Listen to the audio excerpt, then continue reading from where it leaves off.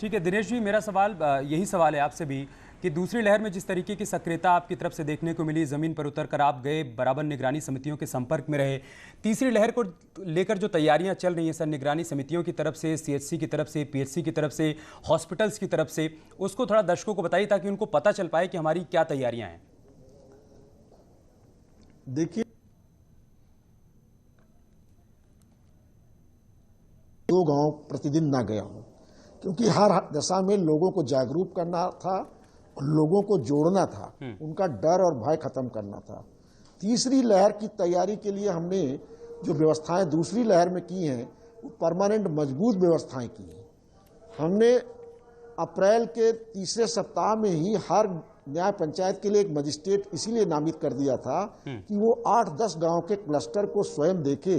कि हमारी निगरानी समिति काम करे, लोग जागरूक हों और बचाव के जो उपाय शासन ने बताए हैं उनका पालन हो। लोग जल्दी से जल्दी इस बीमारी को अपनी बताएं, छिपाएं नहीं। जो लोग छिपा लेते हैं तो 3-4 दिन तक अगर दवा नहीं लेंगे, कुछ नहीं करेंगे तो वो केस खराब हो जाता है, फिर उनको हॉस्पिटल आना पड़ता है। ये जो हमारे यहाँ सफलता मिली वो उसके पीछे यही था कि हमने शुरू में ही हर न्याय पंचायत के लिए एक मजिस्ट्रेट नामित कर दिया और हम लोग गाँव में खुद उतर गए, हमारे चाहे जिलाधिकारी हो चाहे अधिकारी, और ये हम परमानेंट बनाए रखेंगे इस श्रृंखला को। और माननीय मुख्यमंत्री जी का जो नारा है, मेरा गांव कोरोना मुक्त गांव, मेरा गांव स्वच्छ गांव, इन दोनों पर हम काम कर रहे हैं। हमने टीम बना दी सफाई की, उस न्याय पंचायत के सारे पूल कर लिए कर्मचारी और उनको गांव दे दिया कि इस गांव को पूर्ण रूप से स्वच्छ कर दो, 2-3 दिन में फिर अगला गांव लो। तो गांव को पूर्ण रूप से स्वच्छ करेंगे, सैनिटाइज करेंगे और साथ साथ हम उनको फॉगिंग करेंगे।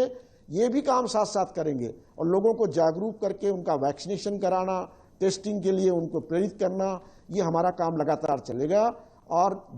तीसरी वेव जो है उसमें माननीय मुख्यमंत्री जी ने जो हम लोगों को मार्गदर्शन दिया है, उसमें 100 बेड हम बच्चों के लिए तैयार कर रहे हैं। मेडिकल कॉलेज में हमारी व्यवस्था चल रही है, तो वो तैयारी भी हमारी है। लेकिन मुख्य हिस्सा रहेगा कि लोग वैक्सीनेशन के लिए बाहर आएं, साथ साथ अपनी इस बीमारी को छिपाएं नहीं और जागरूकता बनी रहे और हम लोग मैदान में रहें, उनके बीच में रहें। तो हम लोग तो लगता है कि तीसरी वेव शायद नहीं आएगी, और आएगी भी तो पता भी नहीं चलेगी, क्योंकि आप देख रहे हैं कि हमने तो चित्रकूट मंडल में आज हमारे यहाँ की पॉजिटिविटी रेट 0.30 है। हम बिल्कुल इसको 0 पे ले आए हैं और कोशिश करेंगे कि तीसरी वेव मेरे यहाँ आए ही नहीं। बिल्कुल यही तस्वीर हर मंडल में देखने को मिले, ये उम्मीद हम भी कर रहे हैं। दीपक जी, ग्रामीण अंचल में जागरूकता अभियान तरह तरह के चलाए जा रहे हैं, जिस तरह से सर ने जिक्र भी किया कि मेरा गांव कोरोना मुक्त या मेरा वार्ड कोरोना मुक्त अभियान चलाया जा रहा है। लेकिन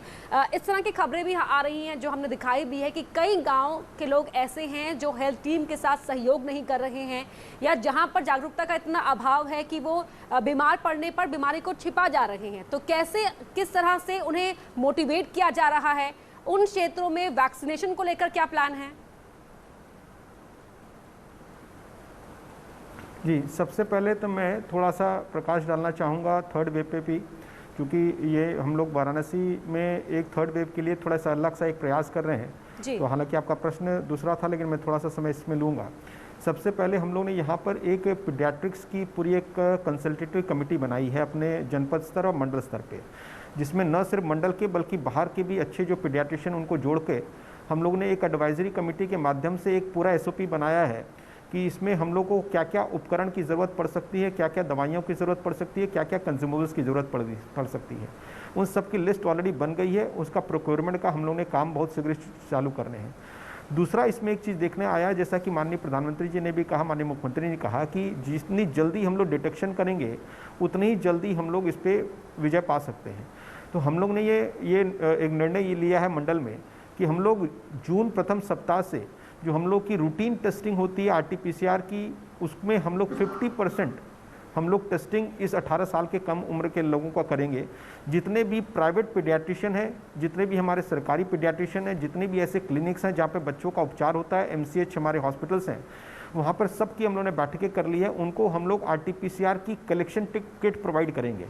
और वो भी जो बच्चे जो नॉर्मल सिम्टम्स से लेके आ रहे हैं, चाहे वो कोविड हो या ना हो, अगर वो नॉर्मल सिम्टम्स कोई भी बीमारी लेके आ रहे हैं, इस समय बरसात के समय और बीमारियां भी होती हैं, उनका हम लोग रूटीन में सैंपल कलेक्ट करेंगे, जिससे हम लोग को ये आभास हो जाएगा, जो सर्वेलेंस का काम होता है, कि अगर केसेस की संख्या बच्चों में बढ़ रही है तो हम लोग को पहले एक अर्ली वार्निंग सिग्नल मिल जाएगा। और इसमें जैसा कि जितना पहले हम लोग को सिग्नल मिलता है उसको ही कंट्रोल करने में हम लोग को आसानी होगी।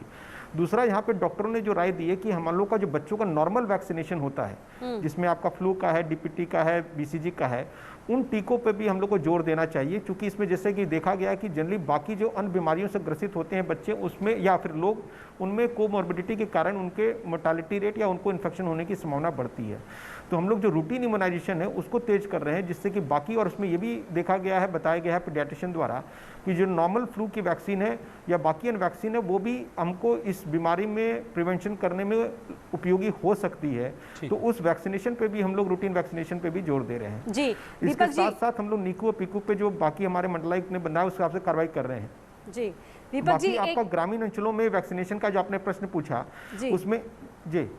एक सवाल और मैं यहाँ पर आपसे पूछना चाहूंगी सर, गोरखपुर और वाराणसी दोनों ही हाई प्रोफाइल मंडल है, तो क्या यहाँ पर कुछ एक्स्ट्रा दबाव रहता है क्या? जी, ऐसा दबाव नहीं रहता, सहयोग रहता है। हम लोग को दबाव एक्स्ट्रा नहीं, एक्स्ट्रा सहयोग रहता है माननीय प्रधानमंत्री जी के कार्यालय का और माननीय मुख्यमंत्री जी एवं शासन का हम लोग को एक्स्ट्रा सहयोग मिलता है, जिसके कारण हम लोग बहुत सारे संसाधन हम लोग जुटा पाते हैं। और यही कारण है कि मैंने कहा कि यहाँ वाराणसी में हम लोग ने इस केवल 15-20 दिन के दौरान अपनी क्षमता हर चीज़ों में, चाहे वो वेंटिलेटर्स के नंबर्स हों, चाहे HFNC के नंबर्स हों, चाहे हमारे टेस्टिंग के नंबर्स हों, या हमारे जो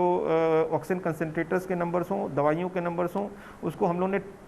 ट्रिपल कर लिया है इस अल्प अवधि में। तो इसलिए हम लोग को उनका सहयोग मिलता है, कोई दबाव की कोई बात नहीं होती।